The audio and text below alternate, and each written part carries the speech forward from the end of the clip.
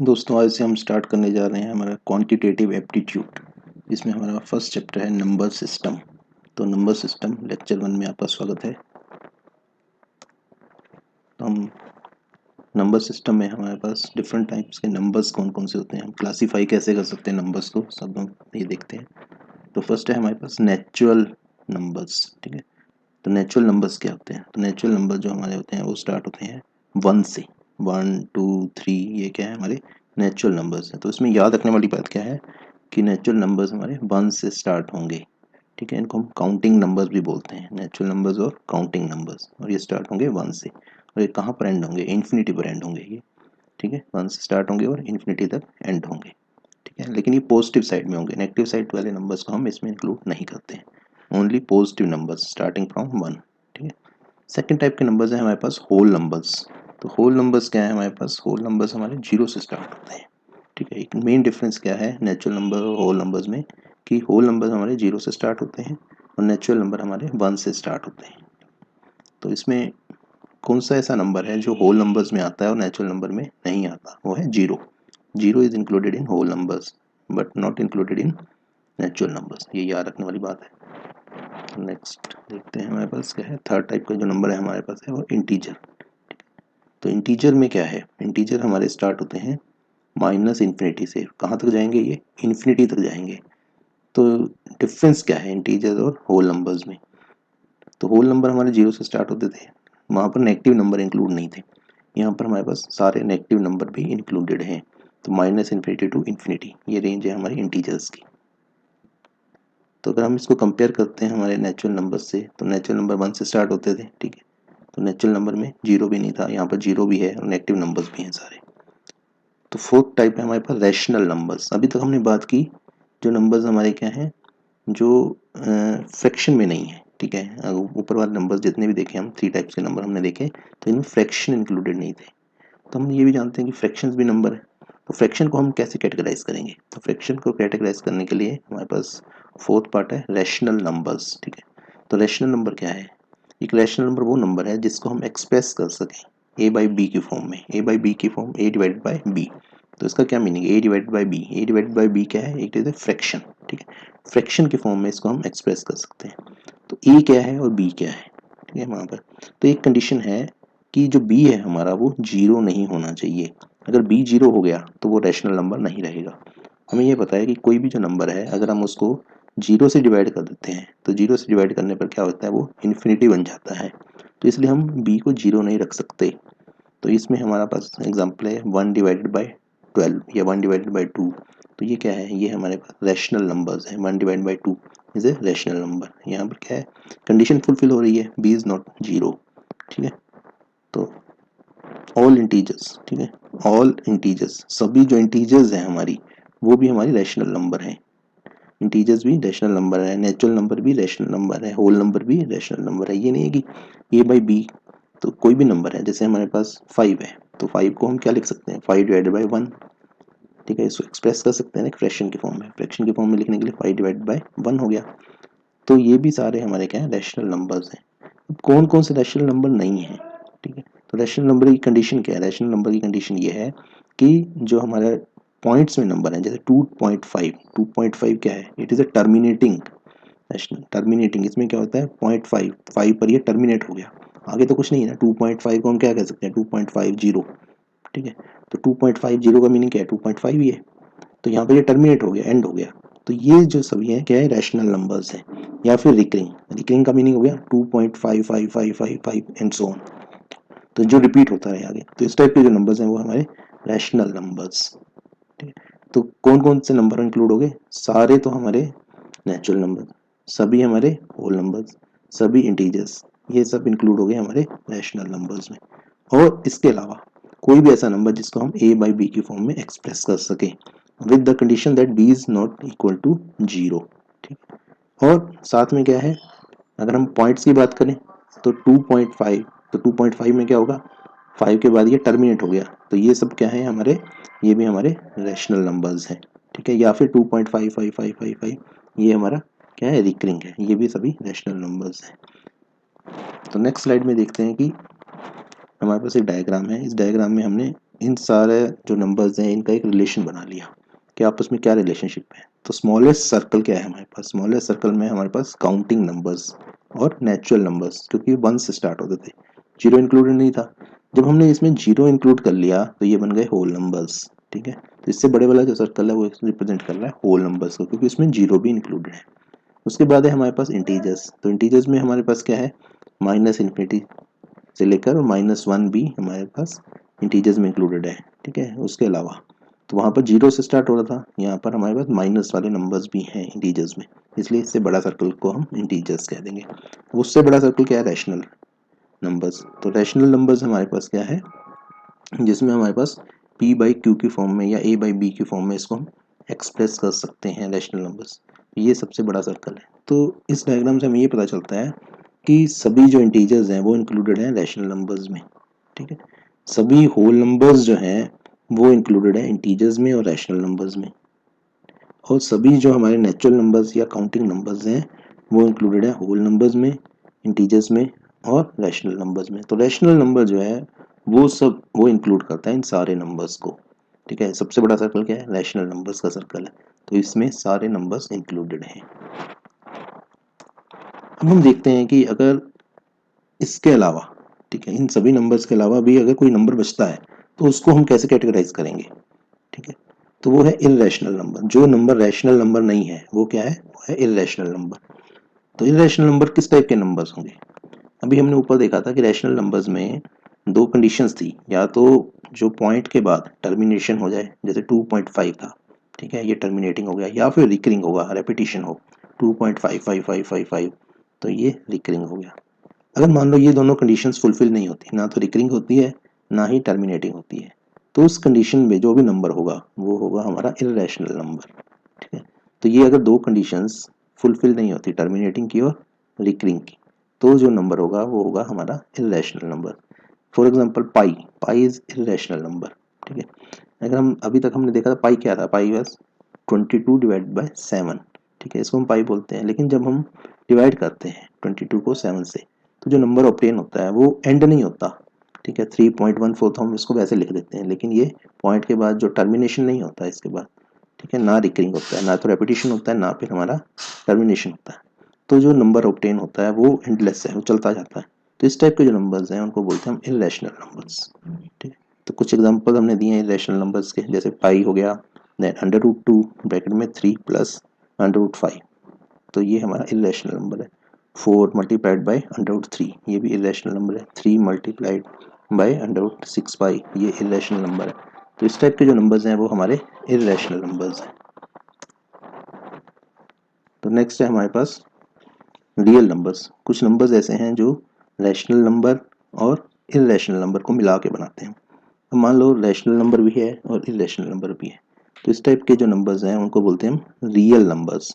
तो रैशनल भी हो और इर्रेशनल भी हो, मतलब दोनों को जब हम कंबाइन कर देते हैं जो कैटेगरी बनेगी उसको बोलते हैं हम रियल नंबर्स। तो रियल नंबर्स में दोनों टाइप के नंबर्स इंक्लूडेड होते हैं, rational and irrational numbers. And last category is surds. तो सर्ड्स नंबर क्या है, सर्ड्स को हम कैसे करते हैं, तो सर्ड्स में क्या होगा, एक नंबर हम लेंगे, उसकी एक पावर लेंगे। तो let a b any rational number, तो ए हमारा कोई एक रैशनल नंबर है, और एन जो है, एन हमारा क्या है, एनी पॉजिटिव इंटीजर, एन हमारा पॉजिटिव इंटीजर है और ए एनी रैशनल नंबर है, ठीक है। अब हमने करना क्या है, ठीक है, तो ए रेज पावर 1 बाई एन, ठीक है, ए रेज पावर 1 बाई एन, ए की पावर 1 बाई एन, तो इस टाइप का जो नंबर होगा उसको बोल देंगे सर्ड्स। तो इसका एग्जाम्पल है, इसका एग्जाम्पल क्या है, √3, √3 इज एग्जाम्पल ऑफ सर्ड, ठीक है। Then 10 raise power 1 by 6, 10 raise power 1 by 6, तो √3 को हम कैसे लिख सकते हैं, 3 raise power 1 by 2, 3 raise power 1 by 2। अब इसमें यहाँ पर 3 क्या हो गया, 3 हमारा क्या था, a, ठीक है, और यहाँ पर n क्या हो गया, n हो गया हमारा 2, ठीक है। इसी तरह से 10 रेज पावर 1 बाय 6, तो इसमें a क्या हो गया 10, ठीक है, और 6 क्या हो गया, n हो गया। तो कोई भी नंबर ऐसा जिसको हम a raise power 1 by n के फॉर्म में एक्सप्रेस कर सके तो उसको बोलेंगे सर्ड। तो ये लास्ट कैटेगरी थी इसमें। इसके अलावा भी कॉम्प्लेक्स नंबर्स वगैरह होते हैं, वो हम यहाँ पर अभी इंक्लूड नहीं कर रहे हैं।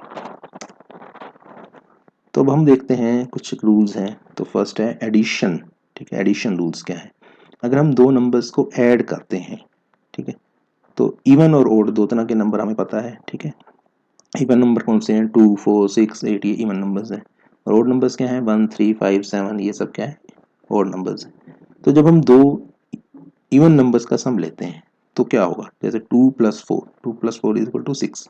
तो इवन नंबर्स का जो सम होगा वो हमेशा क्या होगा? वो इवन होगा। ठीक है, और ओड नंबर्स का सम क्या होगा? ओड नंबर्स का सम हमेशा इवन होगा। इवन नंबर्स का सम भी इवन होगा और ओड नंबर्स का सम भी इवन होगा।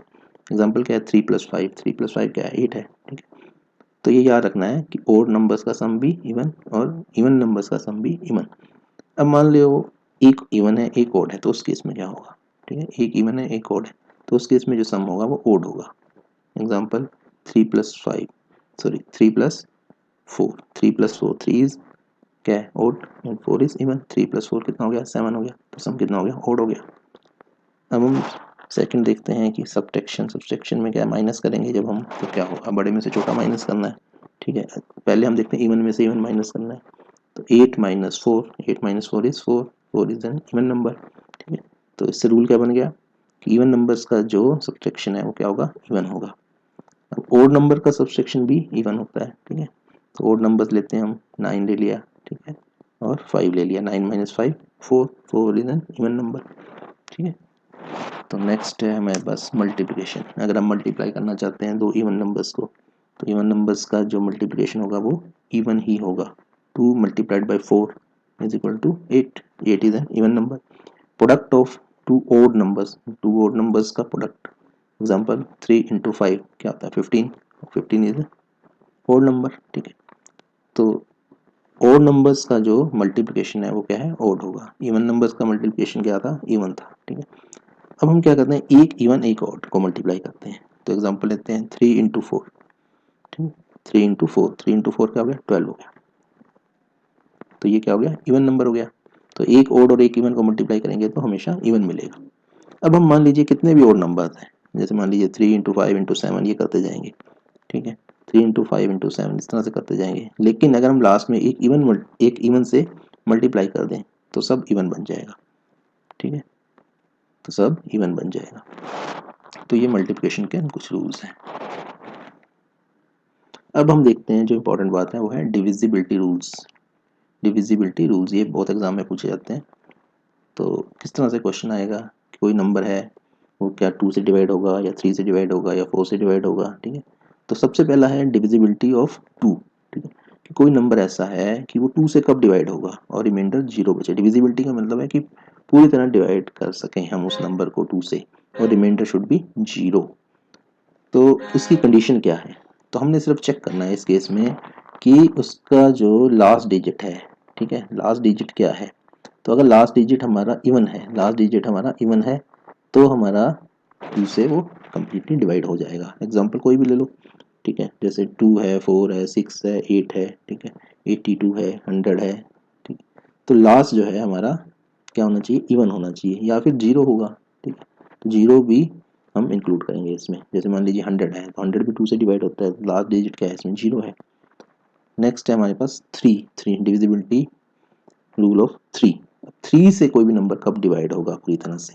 तो उसका रूल ये है कि जितने अगर हम हमारे डिजिट्स हैं उस नंबर में उनको हम सम कर देंगे। अगर वो सम 3 से डिवाइड हो जाएगा तो वो हमारा नंबर भी 3 से डिवाइड हो जाएगा। इसका कोई भी एग्जांपल ले सकते हैं हम।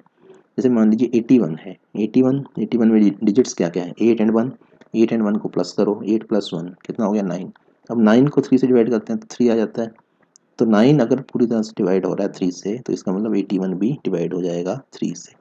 तो इसमें रूल क्या बना कि sum the digits of that number and divide the sum by 3। ठीक है, डिवाइड द सम बाय 3। तो कुछ नहीं करना है, सिंपली डिजिट्स को ऐड करना है और 3 से डिवाइड कर देना है। नेक्स्ट है हमारे पास डिविजिबिलिटी ऑफ 4।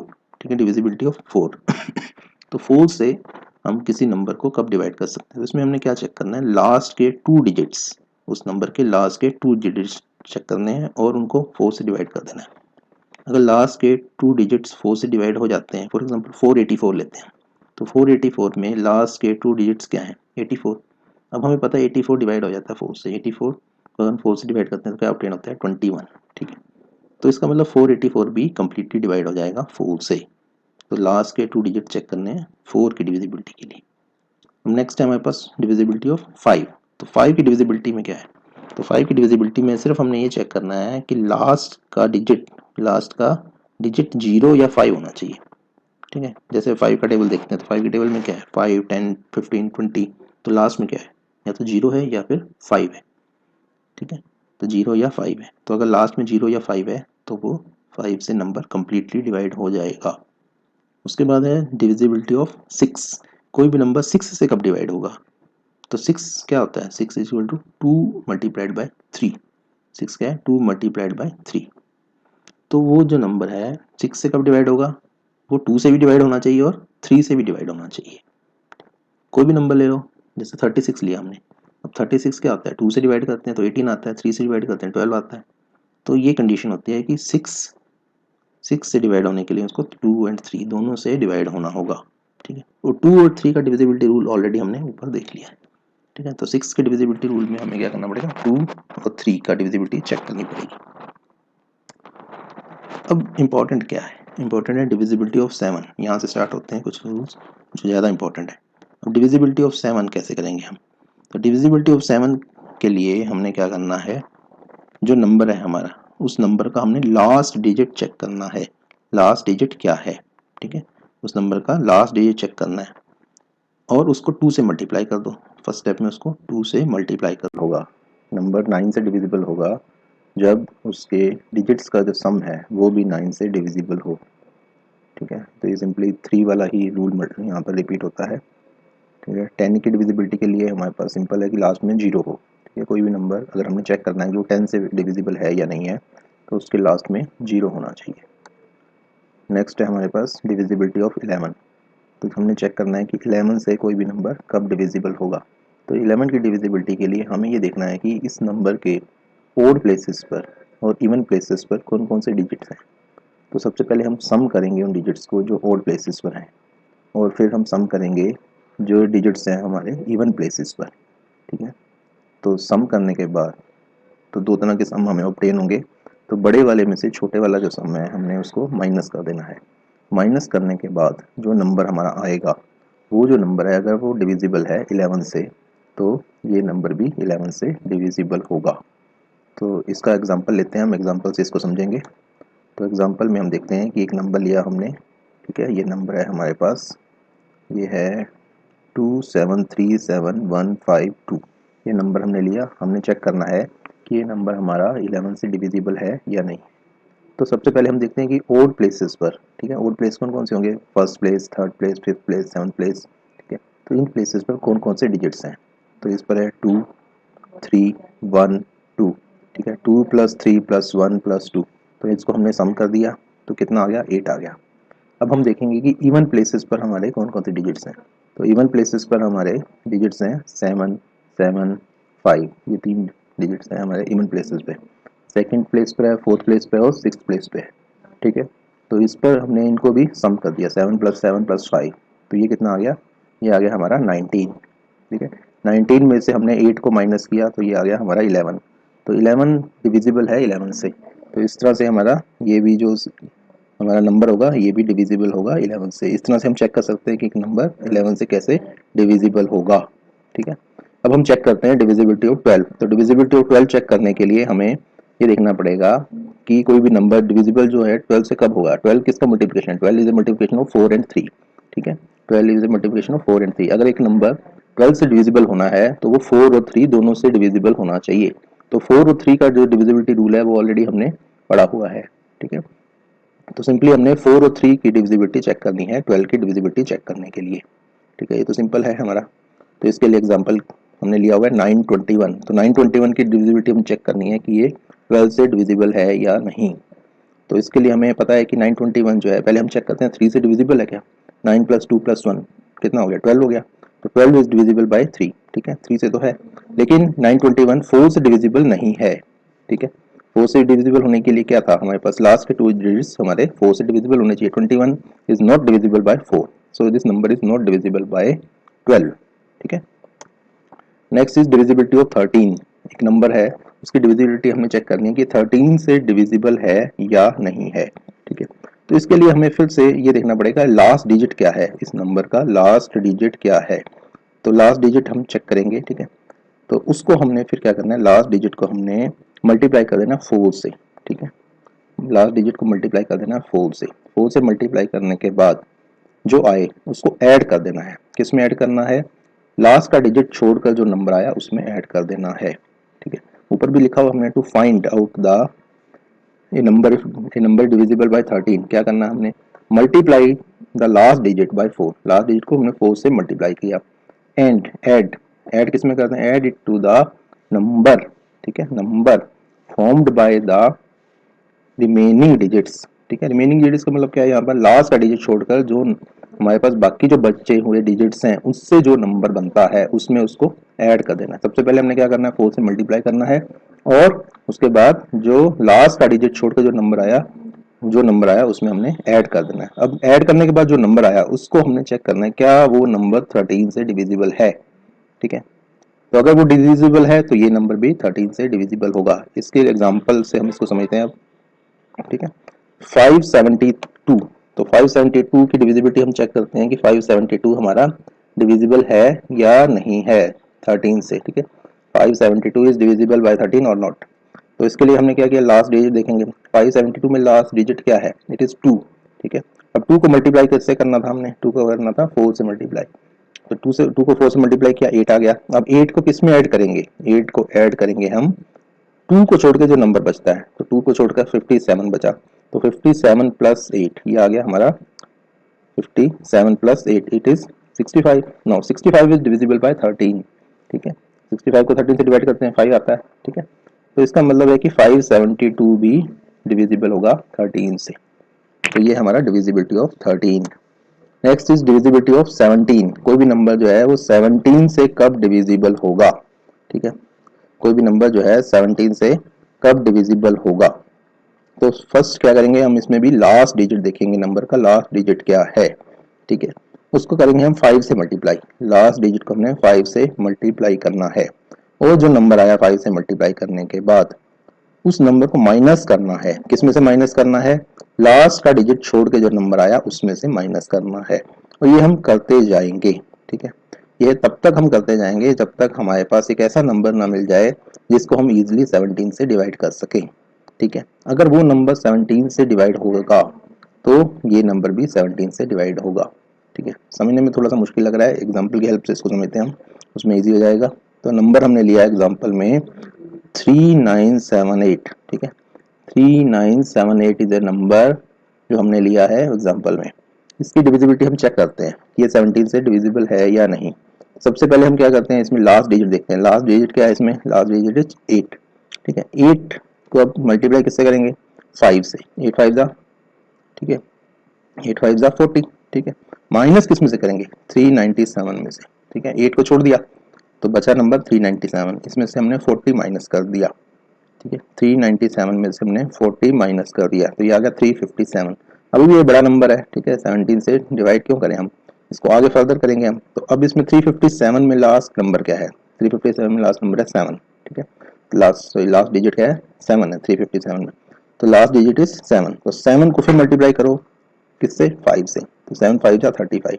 अब माइनस किस में से करना है, जो नंबर बचा 7 को छोड़ के, तो 35 बचा। 35 माइनस 35 इट इज 0। ठीक है, तो 0 डिविजिबल है 17 से। ठीक है, 0 तो किसी से भी डिविजिबल हो जाता है। तो 0 is divisible by 17, so the number we can say the number 3978 is divisible by 17। ठीक है, तो ये हमारा 2 स्टेप्स में हुआ। ठीक है, जितना बड़ा नंबर होगा उतने स्टेप्स बढ़ते जाएंगे, लेकिन इससे इजीली हम 17 का डिविजिबिलिटी हम चेक कर सकते हैं। Next is divisibility of 19। तो 19 की डिविजिबिलिटी हमने अब चेक करनी है, कोई नंबर 19 से कब डिविजिबल होगा। ठीक है, तो नंबर 23 से डिविजिबल है या नहीं, इसको हम कैसे चेक करेंगे। ठीक है, इसको हम सीधा एग्जांपल की हेल्प से चेक करते हैं।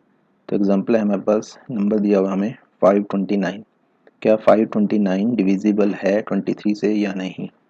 अगेन अब हम इसमें क्या करेंगे, इसमें लास्ट डिजिट लेंगे। लास्ट डिजिट क्या है 529 का, इट इज़ 9। ठीक है, अब 9 को मल्टीप्लाई करेंगे हम 7 से। 9 को 7 से मल्टीप्लाई किया तो आ गया 63।